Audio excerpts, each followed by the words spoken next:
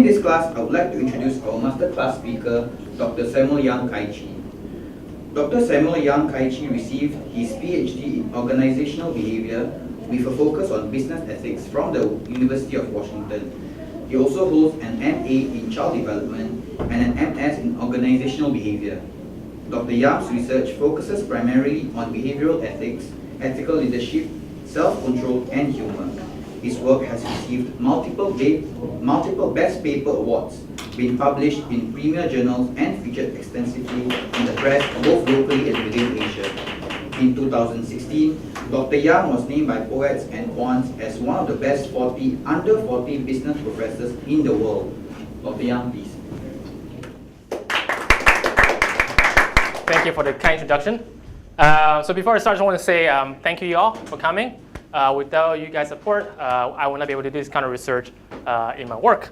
So before I start, I just want to ask some questions about what you did this morning. Someone have coffee this morning? All right. What kind of coffee do you have? Black or sugar or cream? Do you have any black coffee? Black coffee, black coffee, black coffee? All right. We'll come back to this issue later on. And how about last night? How many hours did you sleep last night? Anyone less than 6 hours last night? All right. Black coffee, 6 hours. Black coffee, 6 hours. All right. We'll come back to this issue later on. So today I'm going to talk about self-control and talk about how haste, coffee, and sleep all have the same effect on self-control and downstream behavior in the workplace. So let me talk about self-control a little bit. So self-control, as we all know, is a struggle between two things. Struggle between our desire, our immediate want. If I want to have something, I want to get it. That's my desire. And the conflict between it with our higher order goal. For example, in the workplace, we want to behave ethically. There's a higher order goal. But the desire to cheat for extra compensation, extra payment, so on and so forth. And we need self-control to overcome this desire in order to achieve our higher order goal to behave ethically in the workplace. Now, self-control is really a very ancient old topic of research. In fact, the first self-control value experience in human history begins here. Adam and Eve, right? You think about it. Eve actually failed in self-control because she traded an apple, or whatever you name that fruit there, for God's love, God's grace, eternity, whatever you want to talk about, right? So self-control happens all around us. It happens at the first human interaction between Adam and Eve. If you think about this is crazy, right? Who would trade an apple for eternity in 2016? Now, if you think about it carefully, actually happens all the time in our daily lives. So this morning, anyone did this? When you drive over here? Testing and driving, right? If you think about these events, right? Testing, we feel an immediate desire to respond to something that you care about. At the same time, you trade your safety for testing, all right? So self-control is required to overcome the desire to text, to respond to messages in the car. Now, it also happens more regularly in our weekends. If you're like myself, in the weekends, I actually like to grab a beer, sit on the couch, and watch some sports events, right? Now, if you're ladies, also happen to you, right? You have the immediate desire to purchase a lot of goodies, a lot of stuff, online or in person, whatever. At the same time, you trade this for potential financial security in the future. So self-control is really necessary for our daily lives to overcome these desires in the daily lives. So I want to talk about three things. Like I said, how coffee, being sleepy, and feeling hazy can all undermine our self-control and affect our workplace behavior in the long run. Let's start with coffee. So I want to present a theory of self-control by Baumeister in 1998, published in JPSP. The Baumeister argued that a theory of self-control. He argued that self-control has a few properties that we do not know about. First, self-control is finite. It's limited. If we use self-control at time 1, at time 2, we have lower self-control abilities. And self-control is really easily depleted. Whatever we do that requires self-control depletes our pool of self-control resources available later on. So for example, if I exert self-control to be in this room as opposed to playing soccer, later on I will have less self-control to exert in future activities. So that's the argument, that self-control is limited, easily depleted, and once depleted, it takes time to restore to baseline level. Okay? Now, the biological field of self-control has defined to be this, which is, what is this in a chemistry class? Just kidding. All right, it's glucose. All right, glucose is found in a lot of things, right? In sugar, in food, or just basically any kind of thing that we eat or drink. That's a biological field that affects our self-control capacity in the brain, in the bloodstream, so on and so forth. So recently, in 2007, Galli and colleagues did a study to look at how drinking glucose in the form of sugar in coffee can affect our self-control resources in the long run. So what they did in this study was that they present this task to participants. It's called the strip task. So your goal as a participant is to say this word, say red as opposed to purple. Now, the desire is to say purple because you see the word purple printed in red, but they ask you to overcome the desire to focus on the color in the font and not the word itself. So there's a conflict between visual information and verbal information in your brain, right? They present this like 60 trials to participants. So every time they see this word printed in a different color, and they have to say the color and not the word. So in this, they would say red, blue, green, yellow, green, black. It's kind of hard, all right? 60 trials. And they argue that doing that can deplete your self-control resources at that moment. Now, after these tasks, they gave subjects an opportunity to cheat for extra payment. Now, in this task, they give them a task to do is that they have to select some numbers that will add up to 100. And here's an automatic calculator at the bottom. If you click 19, 20, 13, it will sum up to 52 for you. Unbeknown to them, however, none of this actually are solvable. So none of this up to 100. It's impossible to solve it. But they told subjects that if you can solve this problem for me, they have 5 of those. If you solve all 5, you got $5. If you solve 4, you got $4. And then they self-report how many problems they solve and then get paid extra for doing so. Of course, they have the option to behave honestly and click, I give up, I don't know how to do this problem. Now, the funny thing is that in between those 2 tasks, they divide them in 2 groups, random assignment. In one group, they gave them a coffee with artificial sugar. The other group, they give them also the same kind of coffee, but with actual real sugar. Now, what's the difference here? As we all know, in actual real sugar, it contains glucose. But in fake sugar, it has no glucose. And if glucose is indeed the fuel for self-control in our brain, then people in this group that actually receive coffee with sugar would behave more ethically compared to this group on the left because they're more able to actually exercise control in their behavior. Okay? This is exactly what they find. So they find that in the group that receive coffee with actual sugar, in this group on the left, they find that if participants receive coffee with actual sugar, they behave more ethically and less unethically compared to the group on the right. So in this group, 1 out of 20 subjects actually cheat for extra payment. But in this group on the right, 1 out of 5 cheat for extra payment. So this group drink basically black coffee. This group drink coffee with actual sugar. All right? So these 2 individuals right here, just be careful of them. All right? Yes? What about coffee without sugar? They also have the same condition. And coffee with sugar is kind of right here. Again, 20%. Because you can Coffee without sugar? yes, it's also right here. 20%. 20%. Yes. It does not contain any glucose. Like tea, coffee, water, no glucose whatsoever. Okay?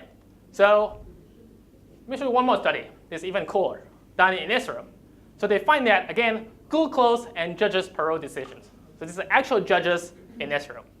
And they find that these are parole decisions, probability of granting parole, saying yes to, hey, you will get parole, you can get out of jail right now. And here is time of the day. And they find that the probability of granting parole decisions drop abruptly starting at 9 a.m. in the morning when work started to about this point. And then go back up right here, and then go back again right here. Take a guess. What time is it right here? Lunch. And why would after lunch they go back to normal?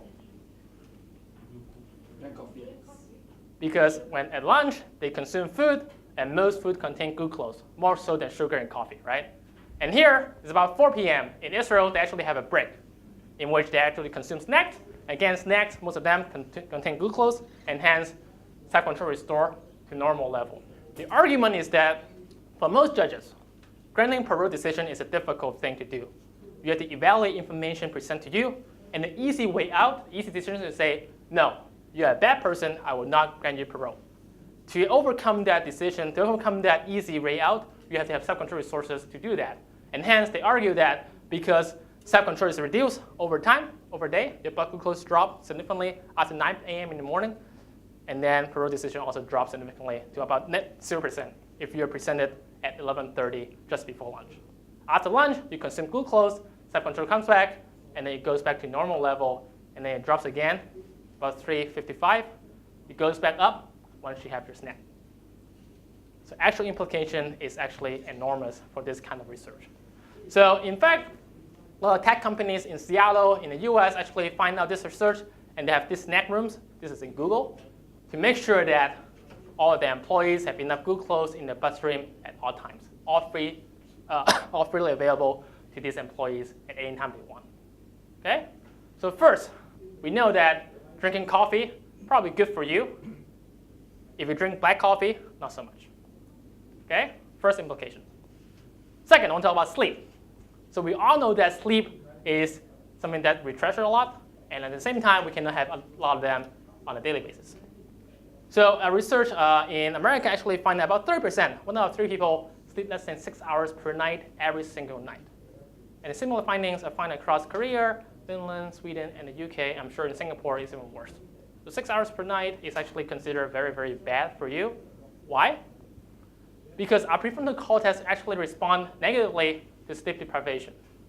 This is the actual brain that we have. On the left is a brain that actually slept for 8 hours the night before. On the right is a brain that actually slept for 6 hours or less the night before. And you see this yellow thing is activity, neural activities. In other words, if you sleep less or deprive of sleep, your brain actually is less responsive to any kind of event, any kind of stimuli that's going on around you. Sleep is really bad for your brain in terms of self-control. Now, to give you more, give you kind of like this qualification of what I meant by sleep is really bad for you.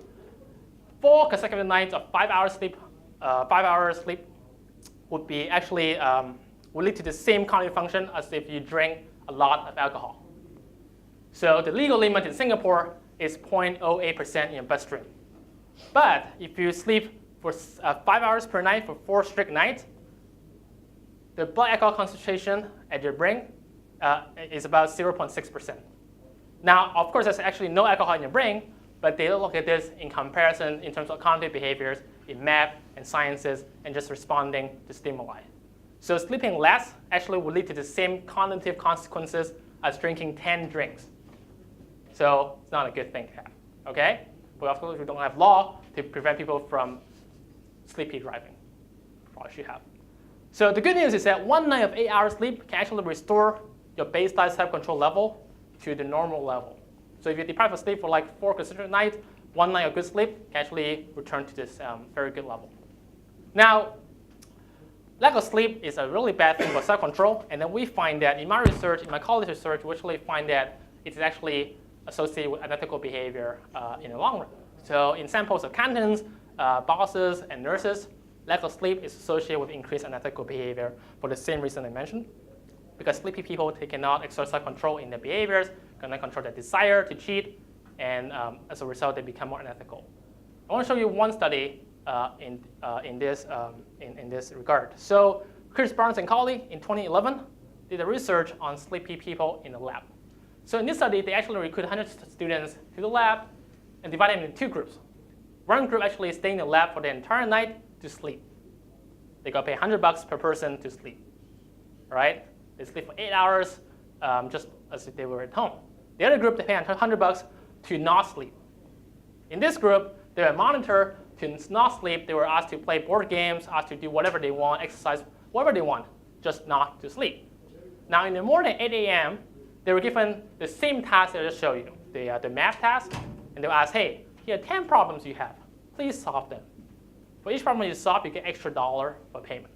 So they can earn up to $10. And if you know, none of them are solvable. So they were asked to basically self-report how much they cheat for the study. And we find that subjects actually 12 times more likely to cheat in the first group than in the second group. In other words, if you have a good night of sleep, you have more self-control in your brain, and hence you're less likely to cheat and more likely to fend off all these self-control temptations that you have in your daily life. So one more study by Barnes and colleagues in just last year, they actually followed 99 leaders and 214 of the followers on a daily basis for 10 consecutive nights. And they surveyed a few key variables. They surveyed how much the leader slept. They surveyed how bad the leader was in terms of yelling, in terms of abusing their employees, also surveyed their employee performance. Now what they found was really amazing. They find that leadership quality on a Monday predict how abusive they are to their followers on a Tuesday. It also predict how an employee behave at work, how much they perform at work on Tuesday as well.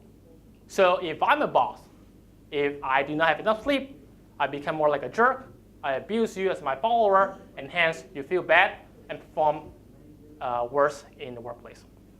And interestingly, they find that sleep quantity does not have the effect as the sleep quality.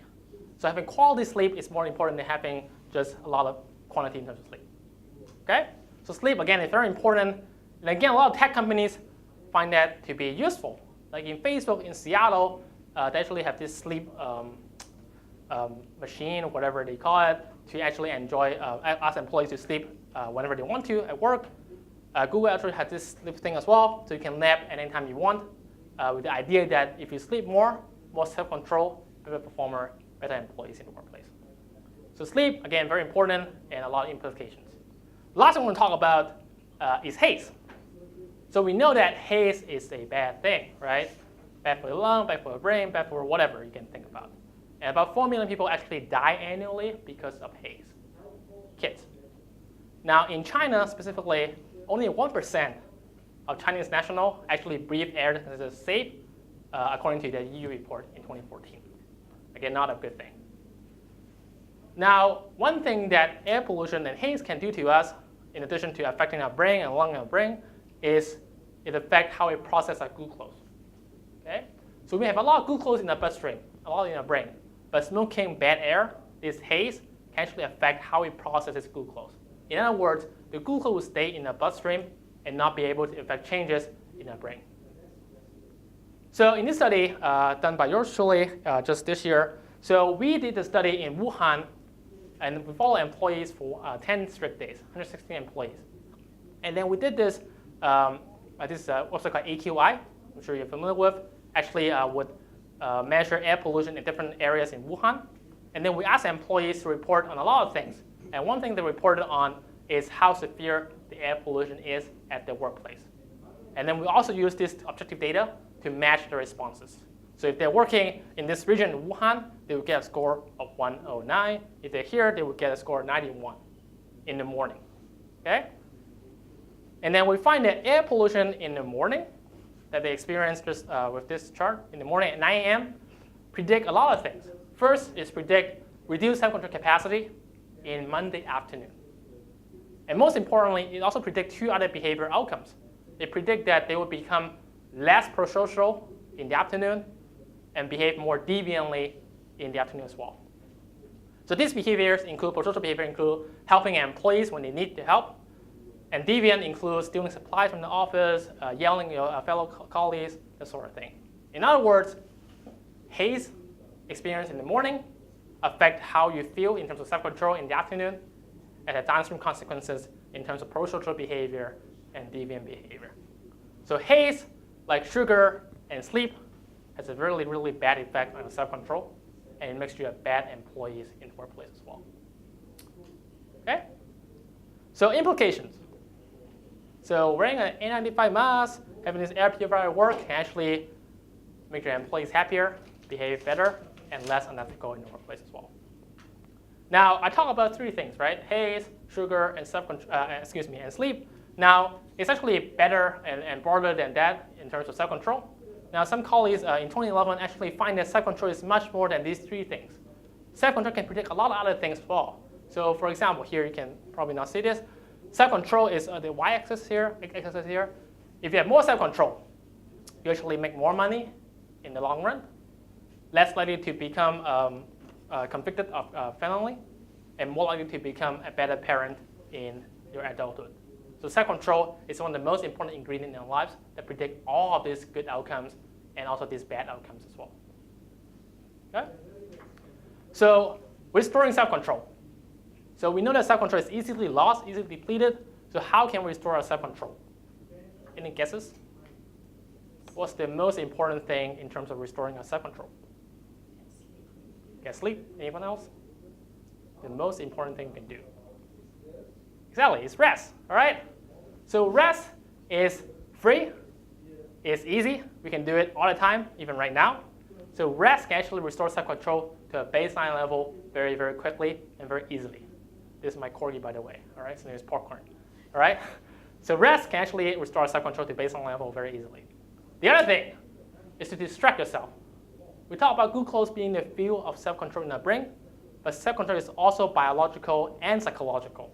If we can distract ourselves in terms of self-control temptations, we can actually behave more ethically in the workplace. Again, my dog, and this is 2015 last year in October, he saw outside it's really hazy, so he cannot be able to distract himself.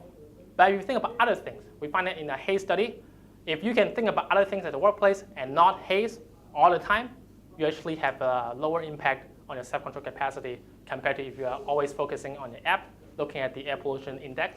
That actually helps with your self-control resources as well.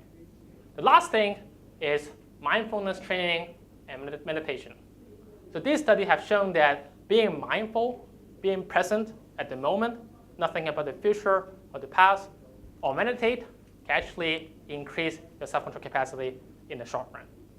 So rest, distraction, and this mindfulness training can all be beneficial to your self-control resources, with the most important thing being the first one, rest and sleep. Okay? That's all I have. So I will welcome Q&A right now, and thank you very much for coming to this talk.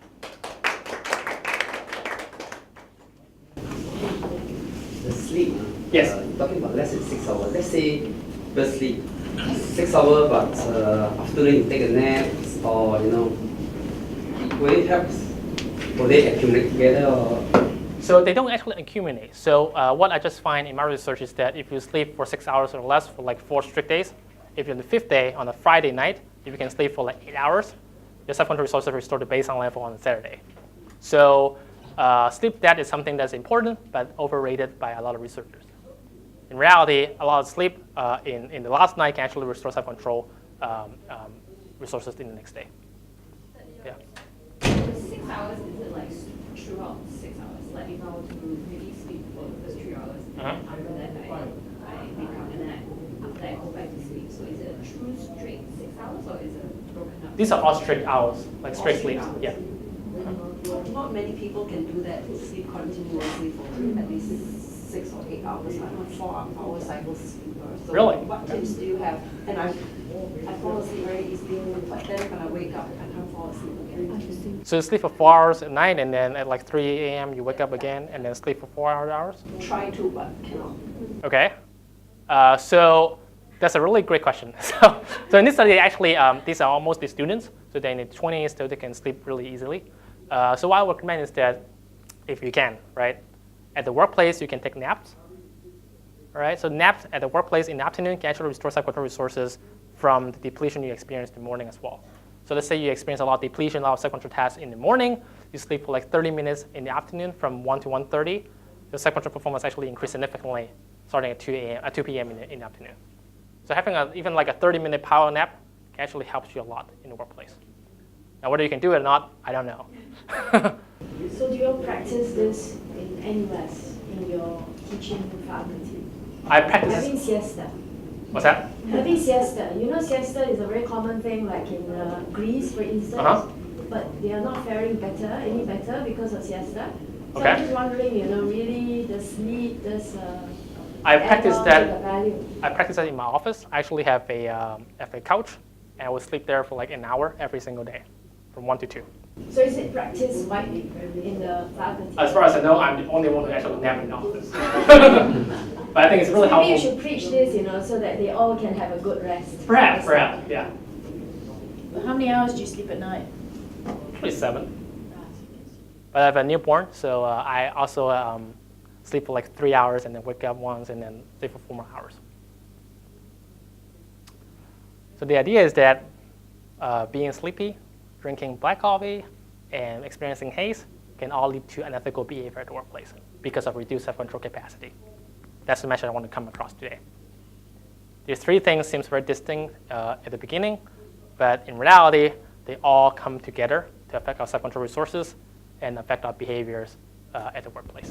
But I think, how do you reconcile this? You know, Mm-hmm. the norm is try to get away from sugar because it's not good for your health, Mm-hmm. as opposed to now you're saying drink coffee with sugar. Then how do we reconcile this? Now, sugar contains glucose, but a lot of other things also contain glucose, right? Like bread, even like regular food that you consume at the lunch. So I'm not saying that sugar is something that you should consume all the time. It's just glucose, which happens to be in sugar, and also other food as well.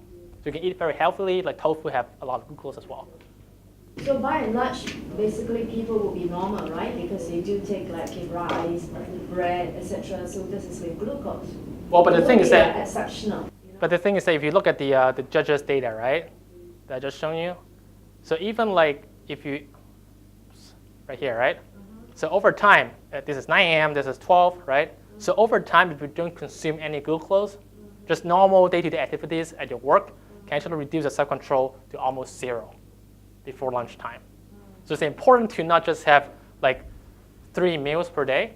It's probably important to have actual like snack time in between to restore self-control level, your glucose level to normal level. So I'm thinking in terms of those examiners where they have to do practical assessment of the students over the time. Should not this then be educated so that at least it's fair assessment throughout? Exactly. Based on the timing. So just about 3 months ago in Norway, they actually have a huge study done in Norway. They look at the equivalent of our Singaporean, what's the test called when you take it when you're 12? Yeah, PSLE, right? So they have the same equivalent in Norway or Denmark, something like that. They look at that, and they actually look at how students perform on different time of the day, right? The same students, control for personality, extra GPA in school, other things. And they find that the same pattern, right? If you take the exact same test at 9 in the morning, perform better than if you take the same test at 4 in the afternoon. And they recommend policymakers in Denmark or Norway, I forgot the country, to actually implement this thing so that all students take the same test at the same time of day, preferably in the morning when self-control is the highest, or right after lunch. So very great question. Yeah. Yeah, so is this then being educated in MOE, for instance, Ministry of Education, where they do large assessment? I mean, you know, things like that have to be preached. That's a good point, but I don't have the power to preach that as of now. I will try to do my best in the future to preach that to the MOE director if I can. But I think that's a good point. Like what happened to judges also happened to students in a school. So you can tell a teacher in Monday, I don't want to take my test at 3 p.m. It's not good for me. I failed my test because you set the exam time at 3 p.m. It's your fault. It's not me. Anything else?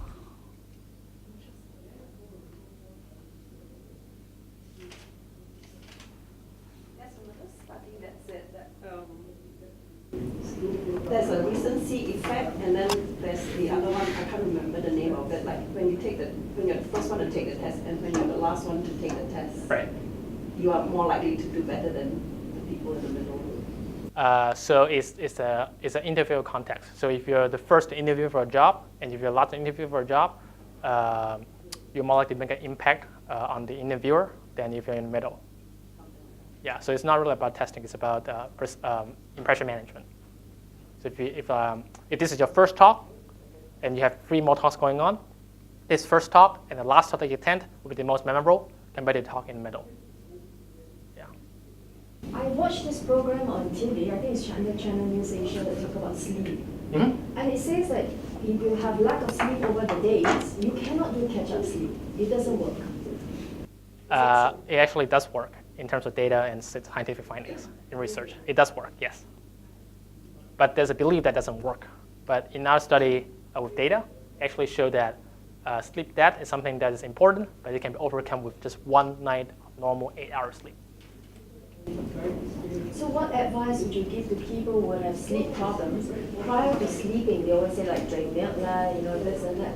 What additional information that you can offer for people who may have a problem with sleep? So one thing that I find in my research that I did not present here in 2014, I find that using smartphone, Using what? smartphone, 30 minutes before you sleep has a very, very bad impact on how well you sleep later because of the blue light. It's really incompatible to our sleep pattern, right? So before sleep, 30 minutes before, do not use the smartphone. I don't know about the milk or any product that you can consume. I don't know about that. I'm not a doctor. But using smartphone, terrible thing. Do not use it, and do not use it before you sleep. Not even with Apple's new like night mode.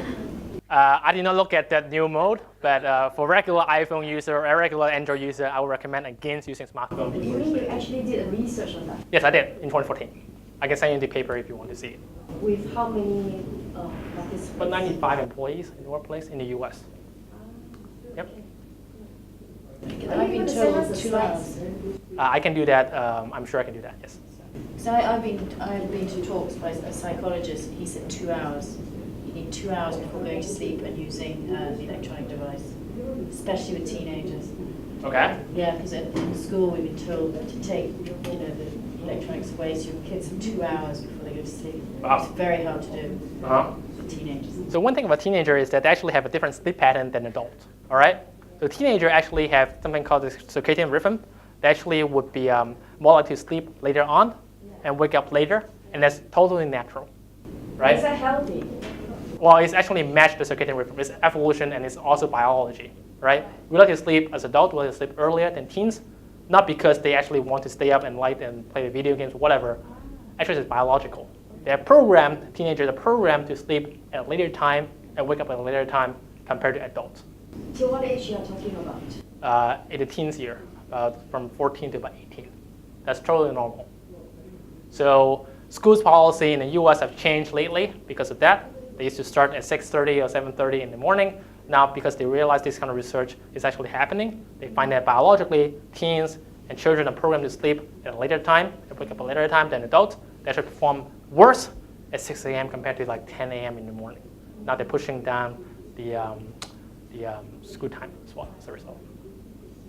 Yeah.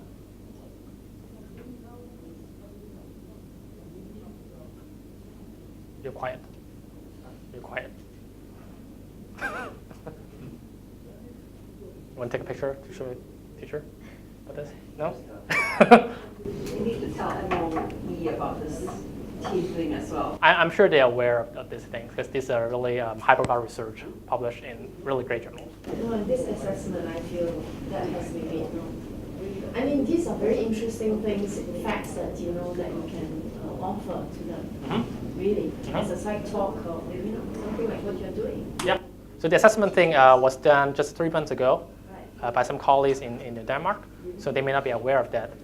But this research, this time of day effect, I'm sure they're aware as well.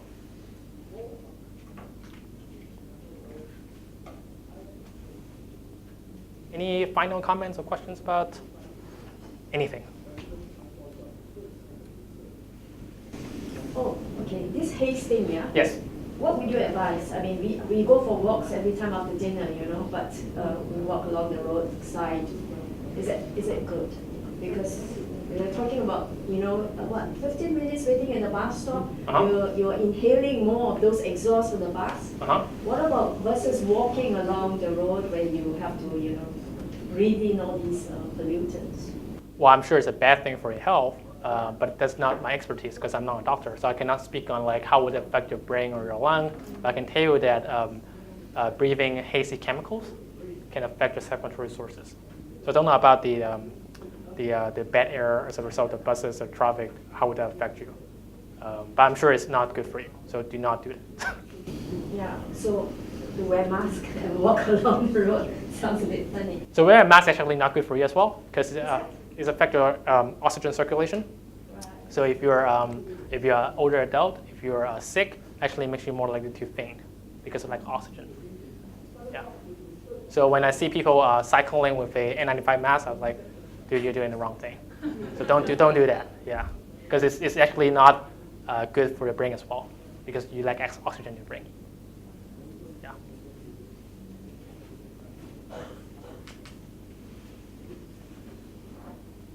All All right, thank you so much for coming. I'll be here if you want to talk more about things one-on-one. So thank you so much.